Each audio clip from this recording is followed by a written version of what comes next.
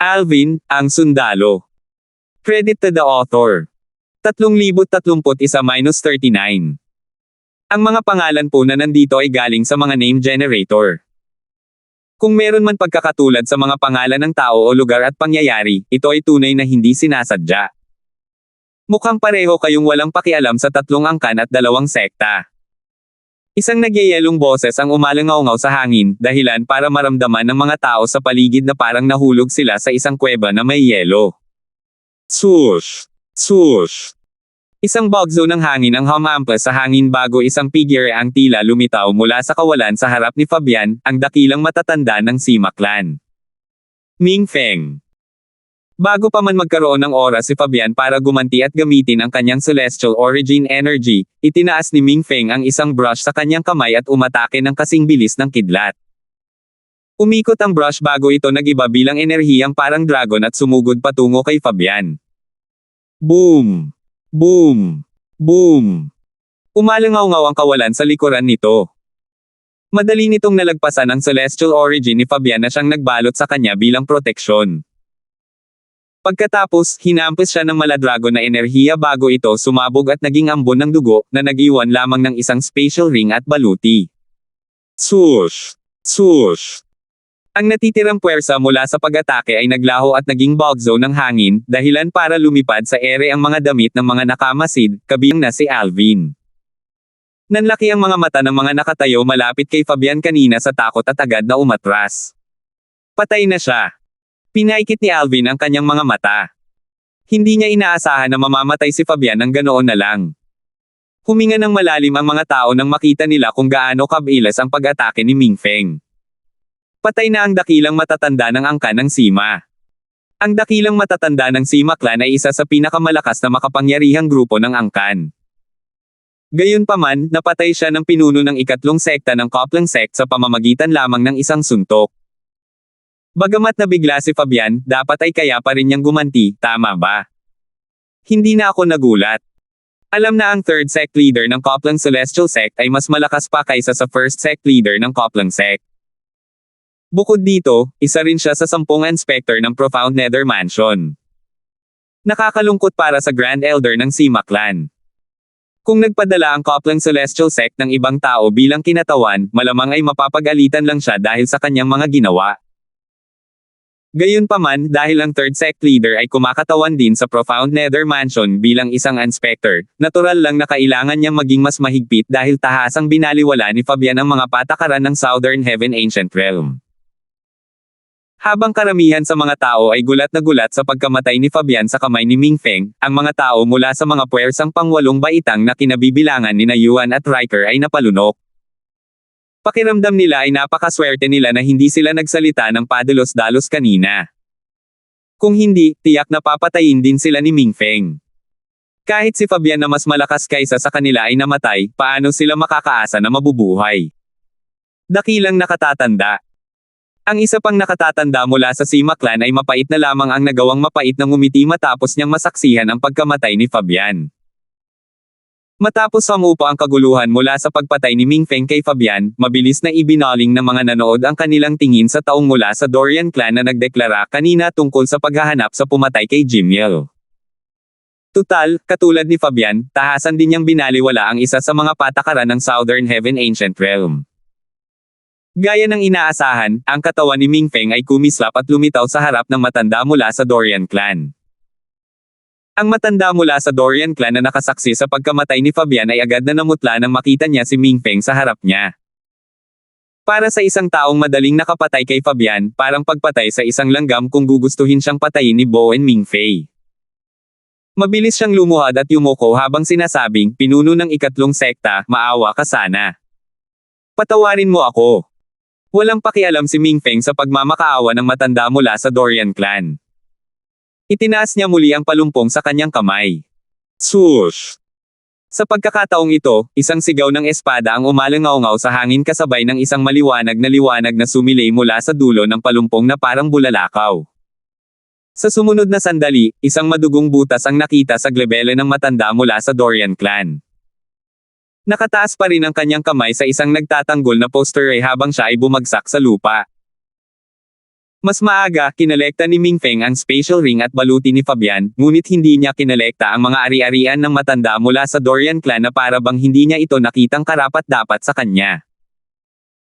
Total, sa katayuan ni Mingfeng, kahit si Fabian ay hindi kayang tapatan ang kanyang kayamanan at mga mapagkukunan, lalo na ang isang ordinaryong matanda mula sa Dorian clan. Sa ilalim ng mapagmasid na mga mata ng lahat, mahinahong bumalik si Mingfen sa kanyang orihinal na posisyon matapos patayin ang nakatatanda mula sa Dorian clan. Si Giovanni, ang pangalawang pinuno ng sekta ng Simplicity Celestial Sect, ay ngumiti ng mapait habang sinasabi, pinuno ng sekta Boan, natatakot ako na ang karamihan sa mga kalahok na nakaligtas sa Southern Heaven Ancient Realm ay dadagsa sa Copland Celestial Sect ngayon pagkatapos masaksihan ang iyong lakas. Si Chess, ang Hallmaster ng Arhet Hall sa Cloud Platform Celestial Sect, ay nagsabi ng may bahid ng pagkadismaya, tama iyan. Sect Leader Bowen, hindi patas iyan. Sina Jackie at Gillier, ang mga kinatawang pinuno mula sa Sawyer Clan at Winslow Clan, ay ngumiti lamang ng mapait.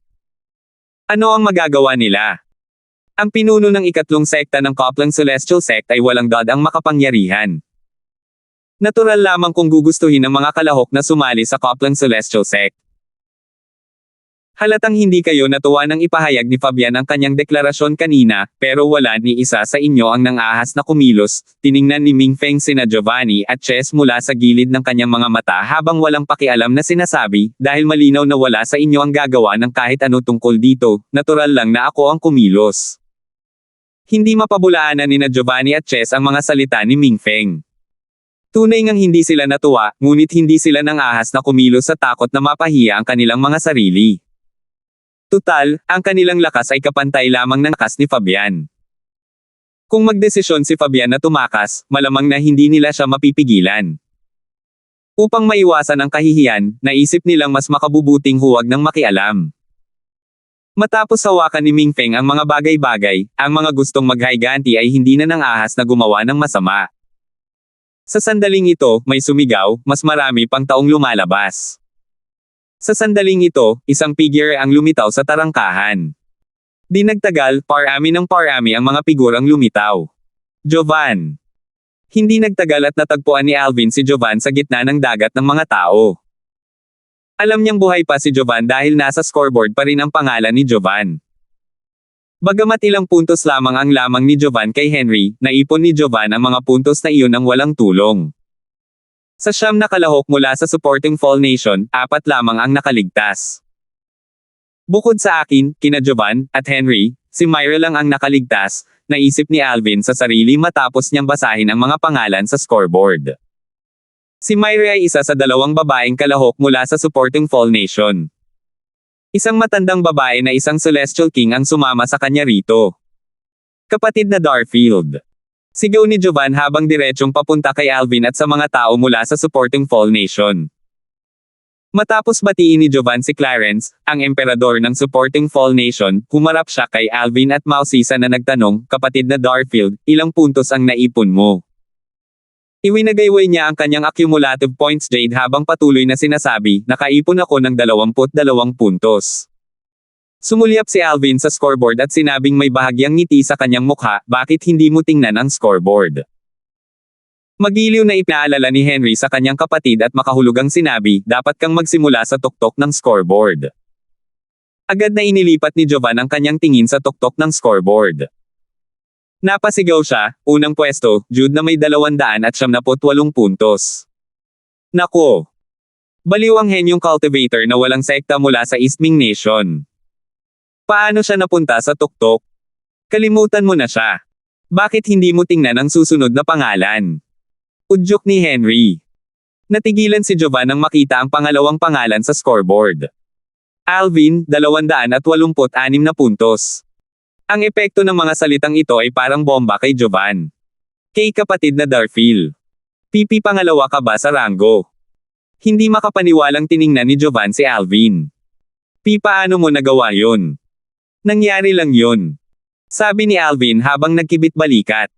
Swoosh! Sa sandaling ito, dala ni Myra ang isang bugzo ng hangin na nagdadala ng kanyang bango habang papalapit siya sa kanyang lola. Sa wakas, nagtipon na ang 4 na nakaligtas na kalahok mula sa supporting Fall Nation. 3,032. Nakaipon si Myra ng 31 puntos. Mas mataas ang puntos niya kaysa kay Jovan. Sumulyap si Alvin kay Myra, halatang nagulat sa resulta. Parang itinago niya ang lakas niya noong Southern Heaven Combat. Malaki ang 31 puntos para sa mga kalahok na hindi nakapasok sa Celestial Lord Temple.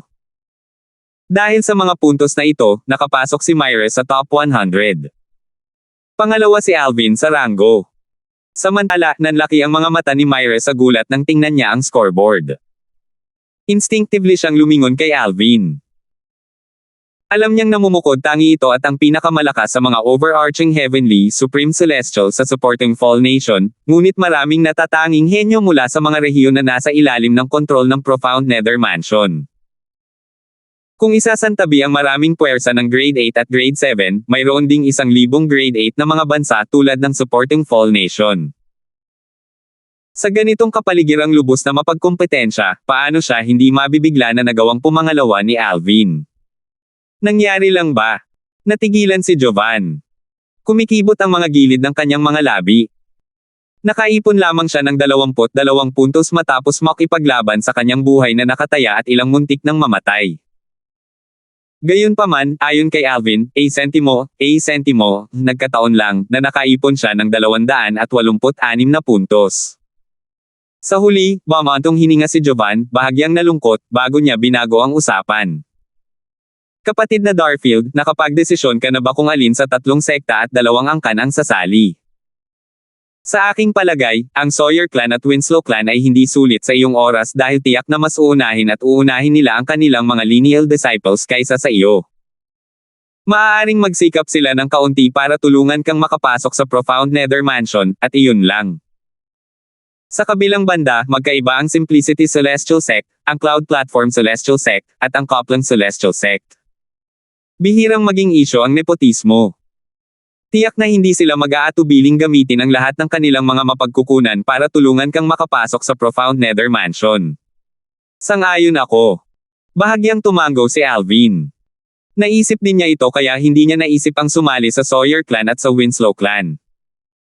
Ang mga mata ni Jovan ay kasing liwanag ng mga bituin sa kalangitan sa gabi habang sinasabi niya, bakit hindi tayo sumali sa Copland Celestial Sect? Hindi lamang si Mingfeng ang pinuno ng 3 sekta, kundi ang sekta ay may maraming babaeng disipulo na mga kaldero na may pinakamataas na antas. Natural lang na alam ni Alvin na hindi literal na ang ibig sabihin ni Jovan ay mga kaldero. Ang kaldero ay isang terminong ginagamit upang tumukoy sa magagandang babae na walang cultivation base upang maglingkod at tumulong sa mga lalaking disipulo na itaas ang kanilang mga cultivation base. Ang mga babaeng ito na pinalaki ng Copland Sect ay hindi napilitang maging mga kaldero. Pumayag silang lahat dito. Dahil dito, sa kabila ng pagkakaroon ng masamang reputasyon sa ilang rehiyon ng Profound Nether Mansion, ang Copland Celestial Sect ay hindi itinuring na isang masamang sekta. Sinabi ni Alvin, ang mga babaeng disipulo at ang mga kaldero ang marahil tanging dahilan kung bakit mo gustong sumali sa Copland Celestial Sect. Nahihiyang tumawa si Jovan. Tama si Alvin sa mga dahilan niya kung bakit niya gustong sumali sa Copland Celestial Sect. Pagkatapos, tumingin siya kay Henry at nagtanong, Henry, napakaswerte mo. Hindi ka lang nakaligtas, nakaipon ka pa ng 17 puntos. Bago pumasok sa ibabang kaharian ng Southern Heaven Ancient Realm, alam ni Jovan na mapanganib doon. Gayunpaman, saka lamang niya napagtanto kung gaano ito kadelikado noong naroon na siya. Minsan, naisip niya pa nga kung makakaligtas pa kaya ang kanyang kapatid na si Henry. Tunay ngang napakaswerte ko. Iniligtas ni Brother Darfield ang buhay ko sa tamang oras. Kung hindi, malamang ay namatay na ako, buntong hininga ni Henry. Puno siya ng pasasalamat kay Alvin.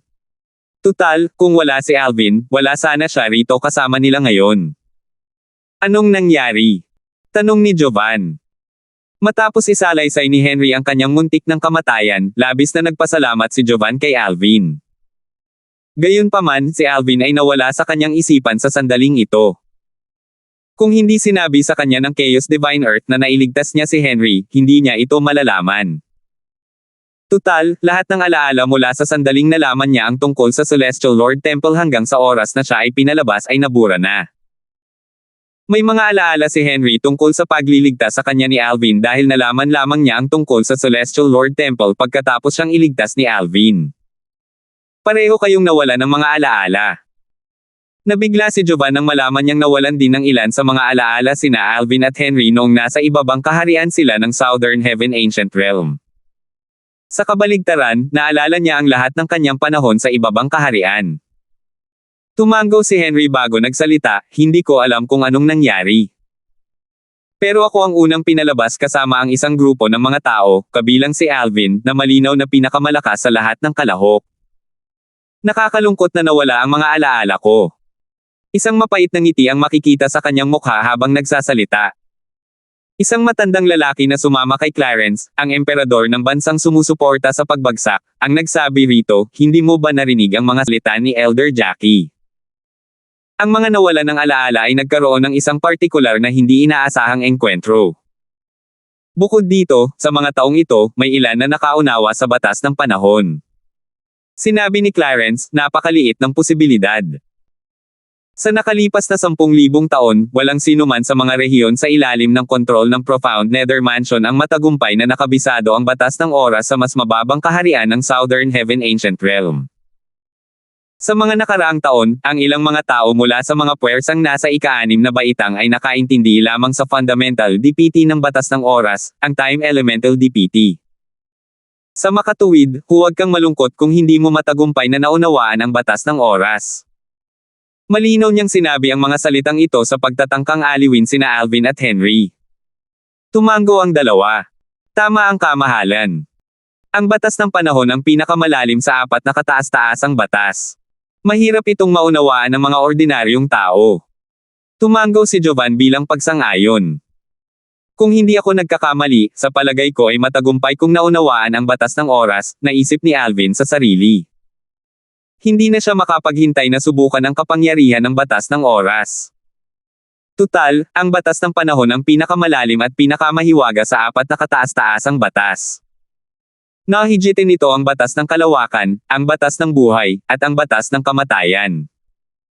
Walang sinuman, kasama na si Alvin, ang makakapidyo sa pagkakataong maunawaan ang ganito kalakas na batas. Habang lumilipis ang panahon, parami ng parami ang mga tao na unti-unting pinalabas mula sa mas mababang kaharian ng Southern Heaven Ancient Realm. Pagkatapos ng 10 araw, ang mga kalahok na nakaligtas sa mas mababang kaharian ng Southern Heaven Ancient Realm ay naipadala na lahat. Maya-maya pa, nawala ng walang bakas ang tarangkahan. Hindi nagaksaya ng oras si Jackie, ang kinatawan na pinuno mula sa Sawyer clan, at sinabing, ang mga natitirang overarching Heavenly Supreme Celestials ay lumapit at ibigay ang inyong mga accumulative point jade. Ang mga kalahok, kasama na si Alvin, ay nagsimulang gumalaw upang iabot ang kanilang mga accumulative point jade na kumikinang na may 4 na natatanging kulay. Sa isang sulyap pa lamang, madaling makita kung aling kulay ang nangingibabaw sa iba pang 3 kulay. Mukhang nanalo naman sa pastahan ng Cloud Platform Celestial Sect. Natatawang sabi ni Chess, ang Hallmaster ng Arhet Hall sa Cloud Platform Celestial Sect, bago tumingin kina Ming Feng, Giovanni, Jackie, at Gillier. Ang mga gininto ang accumulative point jades na ipinamahagi ng Cloud Platform Celestial Sect ang bumubuo sa halos lahat ng jades na nasa kamay ng mga kalahok. Sa tuwing magbubukas ang pasukan patungo sa mas mababang kaharian ng Southern Heaven Ancient Realm, ang 3 sekta at 2 angkan ay magkakaroon ng pastahan sa isa't isa. Ang puwersang may pinakamaraming katumbas na accumulative point jades na hawak ng mga natitirang kalahok sa huli ang siyang mananalo. Dahil dito, lahat ng taya na ilalagay ng natitirang 4 na puwersa ay mapupunta sa mananalo. Ungol ni Giovanni habang inihahagis ang isang spatial ring kay Chess. Tila walang pakialam si Ming Feng na natalo siya. Tutal, ang pastahan niya ay mula sa Copland Celestial Sect. Ang pinaka-inaasahan niya ngayon ay ang pag-recruit ng nangungunang 3 kalahok para sumali sa Copland Celestial Sect. Palihim niyang tinitingnan sina Jude, Alvin, at Tracy. Bagamat babae si Tracy, hindi niya ito binigyan ng anumang espesyal na atensyon. Sa katunayan, tila mas interesado siya kina Jude at Alvin. Sa sandaling ito, isang voice transmission ang umalangaw-ngaw sa tainga ni Alvin. Saang puwersa mo balak salihan? Instinctively na tumangala si Alvin at nakita si Jude na nakatayo sa di kalayuan at nakatingin sa kanya. Sumagot siya sa pamamagitan ng voice transmission, bakit? Plano mo bang sumali sa parehong puwersa na gaya ko? Oo, tapat na sagot ni Jude. Bakit? Tanong ni Alvin. Nag-aalala ako na baka mapahamak si Sister Hannah kung mamatay ka, prangkang sagot ni Jude. Si Hannah ay ang kaluluwa ng isang kilalang artifact na dating pag-aari ng kanyang kapatid na babae. Dahil sa pilitang inihiwalay niya ang kanyang sarili mula sa orihinal na kilalang artifact, hindi pa siya lubusang nakakagaling mula sa kanyang mga pinsala. Pinili ni Hannah si Alvin bilang kanyang Panginoon at naging kaluluwa ng artifact ng kanyang Seven Orifices Exquisite Sword. Gayunpaman, bago pa man siya tuluyang magamit ang espada, hindi siya mabubuhay kung sakaling mamatay si Alvin. Natigilan si Alvin sa prangkang mga salita ni Jude at hindi na nag-abalang sumagot pa. Sinabi niya kay Hannah, mukhang nag-aalala pa rin siya sa iyo. 3033. Sinabi ni Hannah kay Alvin, sabihin mo sa kanya na sana ay hindi kayong dalawa sumali sa iisang puwersa. Pareho kayong nangangailangan ng magkahiwalay na pagsasanay. Ang pagsali sa iisang puwersa ay makakahadlang lamang sa inyong pag-unlad dahil pareho kayong likas na aasa sa isa't isa. Kahit na magsanib puwersa tayong dalawa ngayon, sa huli, mapupunta pa rin tayo sa Profound Nether Mansion. Gayunpaman, tama ka. Matututo tayong harapin ang mga paghihirap ng mag-isa bago sumali sa Profound Nether Mansion, sagot ni Alvin. Sumangayon siya sa sinabi nito kaya ipinarating niya ang mensahe nito kay Jude. Si Alvin na lang ang maaasahan ni Hannah ngayon para makipag-usap kay Jude dahil naninirahan ito sa karagatan ng kamalayan ni Alvin. Pakisabi kay Sister Hannah na naiintindihan ko, at gagawin ko ang payo niya. Tumango si Jude. Bagamat nadismaya siya, wala siyang balak na kontrahin ang mga sinabi ni Hannah. Sa sandaling ito, lumipad si Jackie sa ere. Matapos niyang tingnan sina Alvin, Jude, at Tracy, ipinahayag niya, maaari bang humakbang ang nangungunang tatlong kalahok at ang mga puwersang kinakatawan nila upang kunin ang kanilang mga gantimpala. Bukod sa tatlong kalahok, isang elder mula sa Meyer clan at mga emperor ng supporting Fall Nation at Eastming Nation ang lumipad pataas sa ere. Si Jude at ang emperador ng Eastming Nation ang unang nakatanggap ng spatial rings na naglalaman ng kani-kanilang mga gantimpala. Malinaw na tuwang-tuwa ang emperador ng Eastming Nation matapos niyang tingnan ang loob ng spatial ring. Ang mga tao sa paligid mula sa mga puwersa ng ika-8 baitang at ika-9 na baitang ay inggit na tumingin sa emperador ng Eastming Nation. Base sa kanyang ekspresyon, walang duda na malaki ang kanyang mga gantimpala. Sa kabilang banda, ang mga mula sa puwersang nasa ika-7 baitang ay nanatiling hindi natinag na parang hindi nila masyadong iniisip ang mga gantimpala. Ang emperador ng Eastming Nation ay ang emperador ng isang bansang nasa ika-8 baitang, ngunit hindi pa rin siya kasing kalmado ng batang iyon na wala pang 100 taong gulang. Pangungot siya na sabi ng isa sa mga emperador mula sa isang bansang nasa ika-8 baitang. Ito ay dahil pagkatapos matanggap ang mga gantimpala, nanatiling kalmado at walang pakialam si Jude. Para bang hindi siya humanga sa mga gantimpala. Sa pangkalahatan, ang mga gantimpala para sa mga kalahok at ang mga puwersang kanilang kinakatawan ay halos magkapareho ang halaga. Sa makatuwid, si Jude na nagtataglay ng mas mahahalagang bagay ay mas mahinahon kumpara sa emperador ng Eastming Nation. Emperador Lanten, naiinggit ka lang. Tumawa ng malakas ang emperador ng Eastming Nation sa kabila ng hindi kanais-nais na mga salita ng kabilang panig. Tutal, alam niyang naiinggit lang ang kabilang panig. Gayunpaman, maraming tao ang humanga sa kung gaano kahanahon si Jude sa ilalim ng gayong mga pangyayari. Tumingin si Chess mula sa cloud platform Celestial Sect kay Jude nang may malalim na titig habang sinasabing, hindi lamang mataas ang likas na talento at kakayahan sa pag-unawa ni Jude, kundi ang kanyang kapanahunan ay higit na nalampasan ang kanyang edad. Walang duda na siya ang magiging ipagmamalaki ng Southern Heaven Territory sa hinaharap. Kung tutuusin, alam niyang imposibleng manatili siyang kalmado tulad ni Jude kung gagantimpalaan siya ng malaki noong siya ay isang peak overarching heavenly supreme celestial pa lamang. Tumingin si Ming Feng kay Chess at nagtanong, Chess, interesado ka rin ba sa lalaking ito? Siyempre naman. Kung handa siyang sumali sa ating cloud platform Celestial Sect, wala kaming itatapong anumang resources para tulungan siya kahit pa umalis siya sa ating sekta para pumunta sa Profound Nether Mansion. Tadhana na kung sali siya sa ating sekta, kung tutuusin. Pagkatapos magsalita ni Chess, ipinikit niya ang kanyang mga mata at pinagdikit ang kanyang mga palad ng may mahinahong ekspresyon sa kanyang mukha.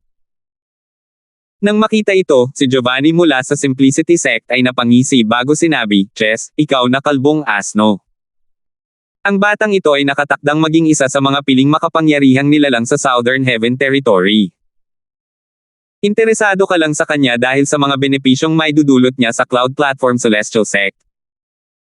Kaya, tumigil ka na sa pag-arte na naliwanagan sa harap namin. Sa tingin mo ba ay tanga kami? Hindi napigilan ni Guillermo ang matawa nang marinig ang prangkang mga sinabi ni Giovanni. Nanatiling pareho ang ekspresyon ni Mingfeng. Tiningnan lamang niya si Chess nang may paghamak. Gayunpaman, humanga rin sina Mingfeng at Giovanni sa kahinahunan ni Jude. Hindi nila alam na kalmado pala si Jude dahil mayroon na siyang Emperor-grade celestial weapon at Devata artifact. Sa kabila ng paggamit nito, natural lamang na hindi siya humanga sa mga gantimpala mula sa 3 angkan at 2 sekta. Di nagtagal, sina Alvin at Clarence, ang emperador ng supporting Fall Nation, ay nakatanggap din ng tig-iisang special ring. Kumislap sa tuwa ang mga mata ni Clarence matapos niyang angkinan ang singsing at tingnan ang laman nito. Tila nakalimutan na niya ang pagkamatay ng kanyang anak sa sandaling ito. Nang tiningnan ni Alvin ang kanyang special ring, natuklasan niyang ginantimpalaan siya ng ilang celestial talisman at ilang bote ng mga medicinal pills. Wala siyang kahit anong king-grade celestial weapon. Pagkatapos noon, pinalawak niya ang kanyang divine consciousness upang siyasatin ang mga gamit ng mga celestial talisman sa pamamagitan ng mga memory celestial talisman na kasama nito.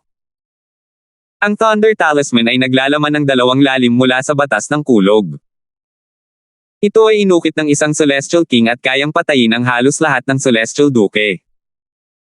Sa kabilang banda, ang Spring Rain Talisman ay naglalaman ng 2 lalim mula sa batas ng kahoy. Ito rin ay inukit ng isang Celestial King at lubos na nagpapabilis sa paggaling ng isang tao. Matapos tingnan ng iba pang mga Celestial Talisman, natagpuan ni Alvin ang tanging karaniwang Celestial Talisman na ginantimpalaan sa kanya ay ang Shadow Void Escaping Talisman. Hindi ako ginantimpalaan ng 3 sekta at 2 angkan ng anumang celestial na armas. Alam nilang hindi ako nagkukulang sa mga celestial na armas matapos akong lumabas mula sa mas mababang kaharian ng Southern Heaven Ancient Realm. Batay sa aking ranggo, hindi magiging mahirap para sa kanila na hulaan na nakakuha ako ng king-grade celestial na armas na inalagaan ng mga celestial lord. Walang saysay kung bibigyan nila ako ng mga celestial na armas na may parehong grado. Hindi nila alam, nakakuha rin ako ng maraming medicinal pills at celestial talismans doon, naisip ni Alvin sa loob-loob. Dahil dito, medyo kalmado rin siya matapos siyang gagantimpalaan ng 3 sekta at 2 angkan. Gayunpaman, ang mga taong hindi nakakaalam ng kanyang mga iniisip ay humanga rin sa kanyang kahinahunan. Tunay ngang kakaiba rin itong si Alvin. Ang manatiling kalmado sa sandaling ito ay isang bagay na. Sina Alvin at Jude ang tiyak na mga itim na kabayo ng kaganapan ngayong taon. Iniisip ko kung saan nagmula ang 2 walang sektang cultivator na ito. Sa paano man, pakiramdam ko ay malabong maging mga cultivator na walang sekta sila. Base sa kahangahangang lakas ni na Alvin at Jude sa murang edad, maraming tao ang hindi nag-isip na sila ay mga cultivator na walang sekta lamang. Samantala, matapos gantimpalaan si Tracy at ang elder mula sa Meyer clan, nagtanong si Tracy, akala ko ba gagantimpalaan tayo ng puwersang pipiliin nating salihan. Bagay na iyon ang nakaraan. Mula sa taong ito, bibigyan ng gantimpala ng 3 sekta at 2 angkan ang mga kalahok bago pumili ang mga kalahok ng mga paksyong gusto nilang salihan. Sa katunayan, ito ay isang utos mula sa Profound Nether Mansion, buntong hininga ni Jackie. Bahagyang may bahid ng kawalan ng magawa ang maririnig sa kanyang boses nang malapit na siyang matapos sa kanyang mga salita. Bagamat ang mga gantimpala ay ibinigay ng 3 sekta at 2 angkan, ang mga kontribusyon ng Sawyer clan at Winslow clan sa mga gantimpala ay mas maliit kumpara sa ibang mga puwersa. Dahil dito, karamihan sa mga natatanging overarching heavenly supreme celestials ay hindi sasali sa kanilang mga angkan. Bagamat wala silang magagawa tungkol dito, hindi sila nakaramdam ng sama ng loob, tanging kawalan lamang ng kakayahan. Naiintindihan ko ang ibig mong sabihin.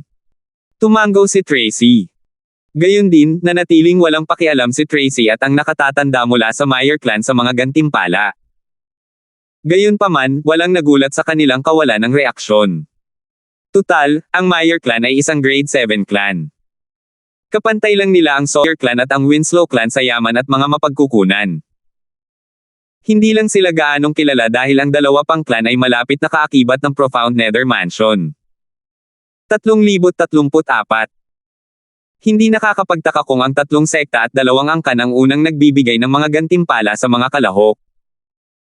Nang marinig ng mga nakapansin din ng pagkakaiba kumpara sa mga nakaraang taon ang sagot, sa wakas ay natuklasan nila kung bakit parang may kakaiba silang naramdaman ngayong taon. Noong nakaraan, ang overarching Heavenly Supreme Celestials at ang mga puwersang kanilang kinakatawan ay gagantimpalaan lamang ng alinman sa tatlong sekta at dalawang angkan na kanilang pipiliing salihan. Dahil ang mga natatanging kalahok at ang mga puwersang kanilang kinakatawan ay ginantimpalaan ayon sa kanilang mga ranggo, sinabi ni Jackie, ang mga kalahok na nasa ika-4 hanggang ika-10 at ang mga puwersang kanilang kinakatawan, mangyaring humakbang pasulong. Pagkatapos nito, ginantimpalaan din ang mga kalahok na nasa ika-11 hanggang ika-20 ranggo at ang mga puwersang kanilang kinakatawan. Habang patuloy na lumilipas ang panahon, lahat ng natatanging kalahok at ang mga puwersang kanilang kinakatawan ay ginantimpalaan. Natural lang, mas mababa ang magiging gantimpala kung mas mababa ang ranggo.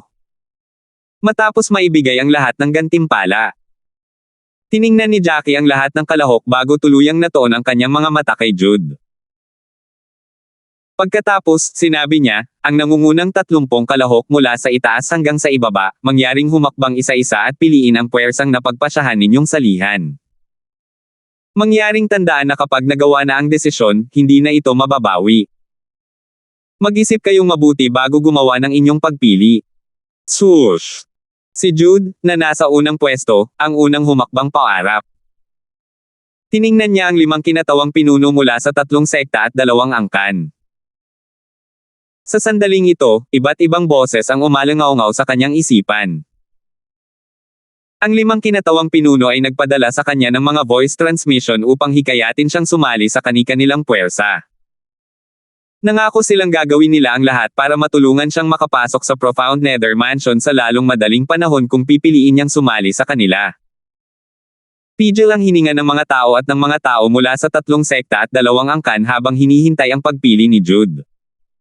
Pinili kong sumali sa Cloud Platform Celestial Sect. Kalaunan ay pinili ni Jude na sumali sa Cloud Platform Celestial Sect. Bagamat karamihan sa mga miyembro ng Cloud Platform Celestial Sect ay mga monghe, ang sekta ay mayroon ding mga secular na disipulo. Hindi tulad ng mga monghe na disipulo, ang mga secular na disipulo ay hindi kinakailangang mag-ahit ng kanilang mga ulo, magsuot ng kasaya, o sumunod sa mga utos ng Buddhist. Gayunpaman, tanging mga henyo lamang ang tinatanggap bilang mga secular na disipulo sa sekta. Ito ay isang kompromiso na ginawa ng Cloud Platform Celestial Sect. Noong nakaraan, walang secular na disipulo. Ang sino mang sumali sa sekta noon ay kailangang maging mga monghe at sumunod sa mga utos ng Buddhist. Malugod kayong tinatanggap ng Cloud Platform Celestial Sect. Napangiti si Chess nang marinig ang mga salita ni Jude. Ipinangako niya ang lahat ng kanyang makakaya upang hikayatin si Jude na pumasok sa sekta. Lumingon si Jude sa emperador ng East Ming Nation at bahagyang yumuko bago lumipad patungo kay Chess at tumabi dito. Chess, matandang asno ka. Dahil mukhang may tiwala ka sa sarili mo kanina, siguradong malaki ang pangako mo sa kanya, di ba? Tanong ni Giovanni mula sa Simplicity Celestial Sect habang inggit na nakatingin kay Chess. Matandang Zhang, gaya ng kasabihan, ang mga ayaw sumugal ay hindi makakamit ang magagandang bagay. Paano mo aasahan na sasali ang mga tao sa Simplicity Celestial Sect kung ayaw mong mangako sa kanila ng marami? Mayabang na sabi ni Chess. Hindi pinansin ni Giovanni si Chess. Ang mga mata niya ngayon ay nakatuon sa lilang figure ay nakakalakad lang. Aling sekta ang dapat kong piliin? Ang Simplicity Celestial Sect o ang Copland Celestial Sect? Tanong ni Alvin sa loob-loob matapos pumili si Jude. Hindi siya makapagdesisyon. Bagamat si Mingfeng, ang pinuno ng ikatlong sekta ng Coplang Celestial Sect, ay makapangyarihan at isa sa 10 inspector ng Profound Nether Mansion, hindi ito sapat para bulag na sumali si Alvin sa Coplang Celestial Sect. Habang nahihirapan si Alvin na pumili, umalangaw-ngaw sa kanyang isipan ang boses ni Jackie. Alvin, hanggat sasali ka sa Sawyer Clan, handa kaming bigyan ka ng isang purong depensibong King-grade Celestial Weapon na inalagaan ng isang Celestial Lord at 3 Escape-type Celestial Talismans. Bagamat maganda ang alok, medyo kulang pa rin. Maaaring matukso ang mga ordinaryong magsasaka sa alok ni Jackie, ngunit hindi man lang natinag si Alvin. Alvin, kung sasali ka sa Winslow Clan. Di nagtagal, nagpadala rin si Guillermo mula sa Winslow Clan ng voice transmission kay Alvin. Gayunpaman, ang kanyang alok ay bahagyang mas maganda lamang kaysa sa alok ng Sawyer Clan. Sa kabilang banda, medyo naantig si Alvin sa alok ni Mingfeng. Alvin, kung sasali ka sa Coplang Celestial Sect, hindi ka lang magiging pangunahing disipulo namin, kundi pagkatapos mong matagumpay na sumali sa Profound Nether Mansion, matutulungan din kita. Sumunod, ang determinadong boses ng pangalawang pinuno ng sekta ng Simplicity Celestial Sect, si Giovanni, ay umalangaw-ngaw sa isipan ni Alvin. Alvin, ituturing kang personal na disipulo ng aming pinuno ng sekta kung sasali ka sa Simplicity Celestial Sect. Ang matandang pinuno ng aming sekta ay isa sa 10 inspector ng Profound Nether Mansion. Tiyak na aalagaan ka niya kapag sumali ka sa Profound Nether Mansion. Bukod doon, papayagan kang pumili ng isang bagay mula sa imbakan ng kayamanan ng aming sekta na umiral simula nang maitatag ang aming sekta. Natukso si Alvin sa alok na ito.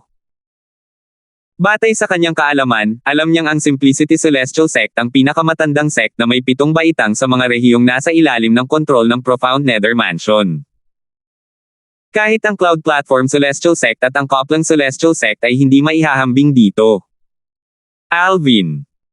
Nagpadala rin si Chess ng Cloud Platform Celestial Sect ng voice transmission kay Alvin. Gayunpaman, ang kanyang alok ay halos kapantay ng alok ni Mingfeng.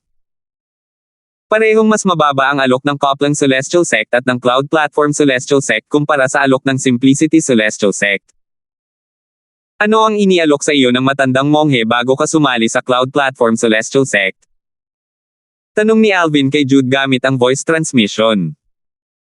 Matapos makatanggap ng tugon mula kay Jude, hindi napigilan ni Alvin na magmura sa loob-loob, matandang asno.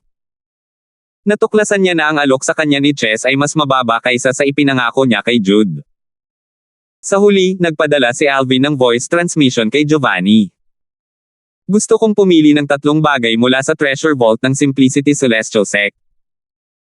Kung sasang-ayon ka rito, sasali ako sa Simplicity Celestial Sect. Hindi agad sumagot si Giovanni.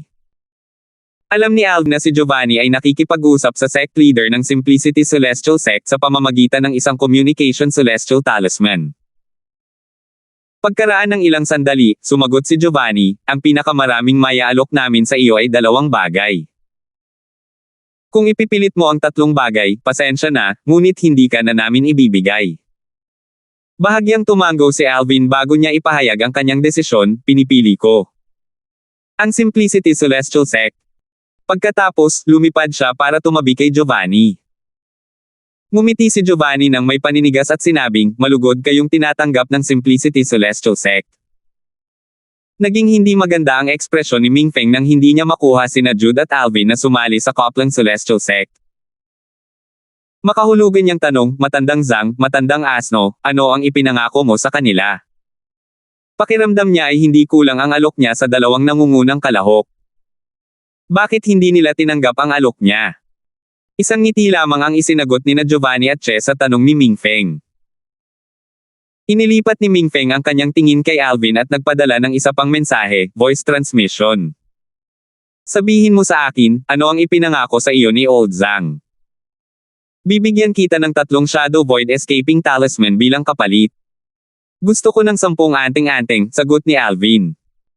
Ang mga Shadow Void Escaping Talisman ay walang halaga para sa 3rd sect leader ng Coplang Celestial Sect. Kaya naman, hindi siya natakot na makipagtawaran pa. Naku, daylight robbery yan. Sige, sige. 10 anting-anting yan. Mabilis na sagot ni Ming Feng. Matapos matuklasan ang ipinangako ni Giovanni kay Alvin, nanginig ang mga sulok ng bibig ni Ming Feng. Hindi lamang ituturing si Alvin na parang personal na disipulo ng pinuno ng sekta ng Simplicity Celestial Sect at makakakuha ng tulong mula sa matandang ninuno ng sekta pagkatapos sumali sa Profound Nether Mansion, kundi nangako pa ang sekta na hahayaan siyang pumili ng 2 bagay mula sa kanilang treasure vault. Lalo na si Alvin, maging si Ming Feng ay natukso sa alok na ito. Dapat malaman ng isa na ang treasure vault sa Simplicity Celestial Sect ay matagal nang umiiral. Sa katunayan, ang kasaysayan nito ay mas mahaba pa kaysa sa Profound Nether Mansion. Ang Treasure Vault ay protektado ng mga depensibong formasayon na ginawa ng kanilang mga Celestial Lord kaya halos imposibleng masira. Dahil sa kaalamang ito, buong kabaitan niyang tinanggap ang kanyang pagkatalo. Lumingon si Ming Feng kay Jude at akmang tatanungin na sana siya kung ano ang ipinangako sa kanya ng Cloud Platform Celestial Sect nang magpadala si Alvin ng isa pang voice transmission sa kanya, dahilan para kumaibot ang sulok ng kanyang bibig. Kung bibigyan mo ako ng isa pang 10 Shadow Void Escaping Talismans, sasabihin ko sa iyo kung ano ang ipinangako sa kanya ng Cloud Platform Celestial Sect. Walang hiya ba ang batang ito? 3035. Tumingin si Ming Feng kay Alvin bago niya inilipat ang kanyang tingin kay Jude. Nagpadala muli si Alvin ng voice transmission kay Ming Feng. Walang silbi. Sa isang salita ko lang, tatanggi siyang sabihin sa iyo ang ipinangako sa kanya ng Cloud Platform Celestial Sect. Pagkatapos, nagpadala siya ng voice transmission kay Jude. Kung tatanungin ka ng third sect leader ng Copland Celestial Sect, si Ming Feng, kung ano ang ipinangako sa iyo ng Cloud Platform Celestial Sect, huwag mo siyang sabihin kahit ano. Sabihin mo sa kanya na ako na lang ang tanungin mo. Nalito si Jude. Biglang umalangaw-ngaw sa isip niya ang boses ni Ming Feng. Pagkatapos, sinabi niya kay Alvin, nagpadala lang siya sa akin ng voice transmission na nagtatanong tungkol dito. Sabihin mo sa kanya na ako na lang ang tanungin, sabi ni Alvin. Sa palagay ni Jude, isa lamang itong maliit na bagay. Dahil pinili ni Hana si Alvin bilang kanyang Panginoon, tiyak na hindi niya kakalabanin si Alvin para sa isang maliit na bagay lamang. Bakit hindi mo tanungin si Alvin? Sagot ni Jude kay Ming Feng sa pamamagitan ng voice transmission. Bagamat makapangyarihan si Ming Feng, hindi humanga si Jude. Tutal, nagmula siya sa Divine Offering Land kung saan maraming powerhouse ang mas malakas kaysa sa 10 Direction Celestial Emperors. Paano siya matatakot sa isang simpleng Celestial King? Matapos matanggap ang tugon ni Jude, gumalaw ang mga sulok ng bibig ni Ming Feng. Sumulyap siya kay Alvin at nagpadala ng mensahe gamit ang voice transmission, "Bata, hindi ako makapaniwala na nakipagtulungan talaga siya sa iyo. Salamat, pinuno ng ikatlong sekta, Boan, natutuwa ako." Ganito rin ang tuntunin. 10 anting-anting na tumatakas sa Shadow Void. Matapos ang napakaraming taon sa Profound Nether Mansion, ito ang unang pagkakataon na nakaramdam si Ming Feng ng kawalan ng kakayahan sa harap ng isang junior. Sayang, wala siyang magagawa sa ganoong sitwasyon. Masisira ang reputasyon niya kung hayagan niyang babataykos ang isang junior. Sige. Sabihin mo lang sa akin ang alam mo. Matapos matanggap ang voice transmission ni Alvin, sinulyapan ni Ming Feng si Chess mula sa Cloud Platform Celestial Sect. Hindi ko inaasahan na si Chess, ang matandang asnong ito, ay kikilos ng ganito kabilis at kadeterminado. Ang ipinangako ni Chess kay Jude ay hindi nakababawa sa ipinangako ng Simplicity Celestial Sect kay Alvin. Naisip ni Ming Feng nang may panghihinayang, dapat pala ay inalam ko na at nag-alok ng mas malaking halaga. Hindi mahalaga dahil ang mga mapagkukunan ay hindi naman nagmumula sa sarili kong mga ari-arian. Ito ang unang pagkakataon na pinangunahan niya ang isang pangkat patungo sa pagbubukas ng mas mababang kaharian ng Southern Heaven Ancient Realm. Ito ay isang biglaang desisyon. Wala siyang karanasan at hindi niya inaasahan na magiging ganito kakompetensya. Naisip niya sa sarili ng may determinasyon, kailangan kong makuha si Tracy. Naku, bago pa man makapag-alok si Ming Feng kay Tracy, ipinahayag niya pagkahakbang pa lang niya, pinipili ko ang Winslow Clan. Bago makapag-alok sina Ming Feng, Giovanni, at Jackie, inihayag na ni Tracy ang kanyang intensyon na sumali sa Winslow Clan. Natural lang na hindi nag-alok si Chess dahil ang cloud platform Celestial Sect ay isang relihiyosong sekta, at hindi tinanggap ang mga babaeng disipulo. Kahit na mauna pa si Tracy, hindi pa rin siya kukunin ng sekta. Ang kanilang limitasyon ay ang pagtanggap ng mga natatanging secular na disipulo. Gilier, ang bilis mo. Tumingin si Jackie kay Gilier at bumaantong hininga. Naguluhan siya. Bakit sumali si Tracy sa Winslow clan? Hindi maaaring ganoon kaganda ang alok ng Winslow clan. Bukod pa rito, dahil sa mga limitasyon ng isang clan, dapat sana ay pinili niyang sumali sa isa sa mga sekta. Bukod doon, siya ay mula sa isang grade 7 clan na mas mayaman kaysa sa Winslow clan. Wala akong inalok kay Miss Meyer, nakangiting sabi ni Gilier. Hindi mo ginawa. Sino ang maniniwala sa iyo? Bakit niya pipiliing sumali sa Winslow clan kung wala ka namang ipinangako sa kanya? Hindi makapaniwalang tumingin si Jackie kay Gilier. Elder Sawyer, mukhang hindi mo alam na mayroong nalalapit na alyansa sa kasal sa pagitan ng Winslow clan at Meyer clan. Ang ikatlong batang Panginoon ng ating angkan ay magpapakasal sa pang-apat na binibini ng Meyer clan, nakangiting sabi ni Gilier. Nagulat sina Jackie, Giovanni, at Chess nang malaman nila ito.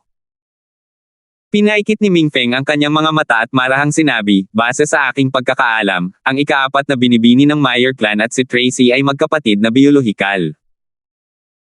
Ang ikatlong Panginoon ng Winslow clan ay nakatakdang maging pinuno ng clan sa hinaharap ng Winslow clan. Dahil dito, naging makatuwiran kung bakit pinili ni Tracy na sumali sa Winslow clan. Magagawa niya ang isang pabor para sa Winslow clan at kasabay nito ay magbubukas ng daan para sa kanyang nakababatang kapatid na babae. Hindi simpleng tao ang babaeng ito, naisip ni Mingfeng sa sarili habang pinag-aaralan niya si Tracy. Matapos pumili si Tracy, isa-isa nang pumili ang ibang mga kalahok. Matapos matuto mula sa kanyang nakaraang pagkakamali, nagsikap ng husto si Mingfeng at kinuha ang halos kalahati ng natitirang mga kalahok upang sumali sa Copland Celestial Sect. Marahil, sinusubukan niyang bumawi sa kanyang pagkatalo dahil sa hindi niya nakuha ang nangungunang 3 kalahok, mas nagsikap siya at nagawa niyang makuha ang natitirang nangungunang 10 kalahok. Pinuno ng Sekta Bowen, ang Copland Celestial Sect ay nakapag-recruit ng maraming talento sa pagkakataong ito, nakangiting sabi ni Giovanni. Matandang Zhang, ang isang taong prangka ay hindi gumagamit ng mga pahiwatig. Bakit hindi mo ipagpalit si Alvin para sa 15 kalahok na aking na-recruit? Sagot ni Mingfeng sa pamamagitan ng voice transmission upang maiwasan ang pagkakasakit sa 15 kalahok na nakatayo sa paligid niya. Sa anumang kaso, casual lamang ang kanyang pagsasalita. Alam niyang hindi ito papayag si Giovanni. Gaya ng inaasahan, tanging ngiti lang ang isinagot ni Giovanni. Sa paglipas ng panahon, lahat ng kalahok ay nakapili na ng puwersang sasali. Karamihan ay piniling sumali sa 3 sekta. Sa katunayan, ang bilang ng mga kalahok na pumiling sumali sa 2 angkan ay wala pang kalahati ng bilang ng mga kalahok na sumali sa Copland Celestial Sect. Sa sandaling ito, inanunsyo ni Jackie sa mga kalahok na kakasali lang sa 3 sekta at 2 angkan, pagkatapos ng 1 oras, aalis na tayo sa Scalan Cloud Lake. Ginugol ng mga peak overarching heavenly supreme celestials ang oras na ito upang magpaalam sa mga puwersang kanilang kinakatawan. Kapatid na Darfield, bakit hindi ka sumali sa Copland Celestial Sect? Maganda ang tanawin at magaganda ang mga babae sa sekta. Sa katunayan, kalahati ng mga disipulo ay mga babaeng disipulo. Marami pa nga silang kaldero. Buntong hininga ni Jovan sa pamamagitan ng voice transmission. Nag-aalangan siyang humiwalay kay Alvin. Magsikap ka, at magkikita tayo sa Profound Nether Mansion, nakangiting sagot ni Alvin. Ang mga natatanging talento sa 3 sekta at 2 angkan ay bibigyan ng pagkakataong sumali sa Profound Nether Mansion. Ang Profound Nether Mansion ay magsisilbing mas malaking plataporma para sa kanila upang makipagkompetensya sa iba pang mga mansyon sa Southern Heaven Territory. Mula roon, maaari pa silang umaban sa nangungunang 10 angkan at nangungunang mga sekta sa Southern Heaven Territory. Bagamat nalulungkot si Jovan na humiwalay sa kanyang landas kay Alvin, wala siyang ibang magawa kundi tanggapin ito. Determinado siyang pumasok sa Profound Nether Mansion. Magiging madali para kay Alvin na sumali sa Profound Nether Mansion dala ang kanyang likas na talento at mataas na antas ng pag-unawa, ngunit magiging mahirap ito para sa kanya. Tutal, ang 3 sekta at 2 angkan ay maraming individual na may mataas na talento, ngunit iilan lamang ang makakasali sa Profound Nether Mansion. Nagbabantang sabi ni Jude, alagaan mong mabuti si Sister Hannah. Hindi kita bibitawan kung aapihin mo siya. Depende yun kung gaano siya kamasunurin, mapangasar na sagot ni Alvin. Nang marinig ang sagot ni Alvin, nagliyab sa galit ang mga mata ni Jude. Gusto na talaga niyang labanan si Alvin ngayon. Sabi ni Alvin, imposible para sa atin ang lumaban ngayon. Bakit hindi tayo magkaroon ng isang round ng labanan pagkatapos nating sumali sa Profound Nether Mansion? Ipinalam ng Chaos Divine Earth kay Alvin na hindi nakipagkompetensya si Jude sa kanya para sa pinakamataas na posisyon upang maunawaan ang batas ng oras sa Time Valley kahit na kayang-kaya ni Jude na labanan siya dahil nag-aalala si Jude na baka mamaltrato niya si Hannah. Matapos malaman ang tungkol sa lakas ni Jude, sabik na sabik siyang makipaglaban kay Jude. Gusto niya talagang makita kung alin ang mas malakas, ang 2 lalim ni Jude mula sa batas ng kamatayan o ang kanyang 1 lalim mula sa batas ng lupa na pinalakas ng Chaos Divine Earth. Masaya akong gawin iyon. Matapang na sagot ni Jude. 1 oras ang lumipas sa isang kisap mata lamang. Ang mga kinatawang pinuno ng 3 sekta at 2 angkan, sina Mingfeng, Giovanni, Chess, Jackie, at Gilier, ay umalis sa gitna ng lawa ng Scaling Cloud kasama ang kanilang mga tauhan. Bago sila naghiwalay, nagpaalam muna sila sa isa't isa. Ang Simplicity Celestial Sect ay matatagpuan sa ibang direksyon mula sa iba pang mga sekta at angkan. Sa makatuwid, sa pamumuno ni Giovanni, si Alvin at ang iba pa ay lumipad sa ibang direksyon. Mula simula hanggang katapusan, si Alvin ay lumapit kay Giovanni, na pumukaw sa inggit at selos ng iba. 3036. Ang mga naiinggit kay Alvin ay ang mga peak overarching heavenly supreme celestials na kakasali lang din sa sekta. Tiwala sila sa kanilang lakas at naniniwala na si Alvin ay pumangalawa lamang sa ranggo dahil sa swerte. Isang matandang lalaki ang tumitig sa likod ni Alvin na may mga matang nag-aalab sa selos. Si Alvin na ito ay talagang mas mahina kaysa sa akin, ngunit napakalapit niya kay Vice Sect Leader Zhang. Bukod dito, tila pinahahalagahan siya ng Vice Sect Leader Zhang. Ang matandang lalaking ito ay isang tugatog ng overarching heavenly supreme celestial na nakaunawa ng 2 lalim mula sa batas ng apoy. Dahil dito, walang dodang isa siya sa mas malakas na kalahok na nakapasok sa Southern Heaven Ancient Realm. Siya ay nasa 9 na ranggo at siya lamang ang kalahok sa nangungunang 10, bukod kay Alvin, na piniling sumali sa Simplicity Celestial Sect. Pinili niyang sumali sa Simplicity Celestial Sect dahil ang sekta ay nagtataglay ng pinakamaraming elemento ng apoy na King Grade Celestial Methods at Divine Abilities mula sa 3 sect at 2 clans. Dahil dito, magkakaroon siya ng mas mataas na pagkakataon na maunawaan ang iba pang lalim mula sa batas ng apoy. Sa katunayan, wala siyang hangering sumali sa Profound Nether Mansion. Tutal, ang mansyon ay tatanggap lamang ng mga taong may kahangahangang likas na talento at mataas na kasanayan sa pag-unawa na wala pang 300 taong gulang. Ang tanging layunin niya ay sumali sa Simplicity Celestial Sect at makuha ang King Grade Celestial Methods at Divine Abilities na naglalaman ng lalim mula sa batas ng apoy. Nag-aalab ang galit at inggit ng matanda habang pinapanood ang isang binata na wala pang 100 taong gulang na binigyan ng pribilehiyong maglakbay kasama si Giovanni, ang pangalawang pinuno ng sekta ng Simplicity. Nakalulungkot na nawala sa kanya ang lahat ng alaala tungkol sa Celestial Lord Temple at Time Valley. Kung hindi niya kailanman iisipin ang ganoon. Noong nasa Time Valley siya, nasaksihan ng matanda kung paano pinatay ni Alvin si Yuan sa isang suntok lamang. Katulad niya, naunawaan din ni Yuan ang 2 lalim ng batas ng apoy. Bagamat hinanggad niya ang pinakamataas na pwesto sa Time Valley, hindi siya nang ahas na gumawa ng kahit ano matapos niyang masaksihan ang lakas ni Alvin. Sa kasamaang palad, nawala na ang kanyang mga alaala noong panahong iyon kaya inakala niyang pumangalawa lamang si Alvin dahil sa swerte. Hindi lang ang matandang lalaki ang naiinggit. Ilang malalakas na overarching heavenly supreme celestials ang tahimik na nag-uusap habang nakatitig ng masama kay Alvin. Wala pang ang 100 taong gulang itong si Alvin. Swerte lang ang dahilan kung bakit siya pumangalawa. Tama iyan. Napakahirap na para sa isang taong wala pang 100 taong gulang na makaabot at maging isang peak overarching heavenly supreme celestial, lalo na ang pag-unawa sa dalawang lalim ng isang batas. Hindi lang siya ginantimpalaan ng malaki dahil sa ranggo niya, kundi mas maayos din ang pagtrato sa kanya dahil dito. Inisip nilang lahat na si Alvin ay pumangalawa sa anggo dahil sa swerte, maliban kay Jingayo, ang pangalawang prinsipe ng Southern Chi Nation, na sumali rin sa Simplicity Celestial Sect.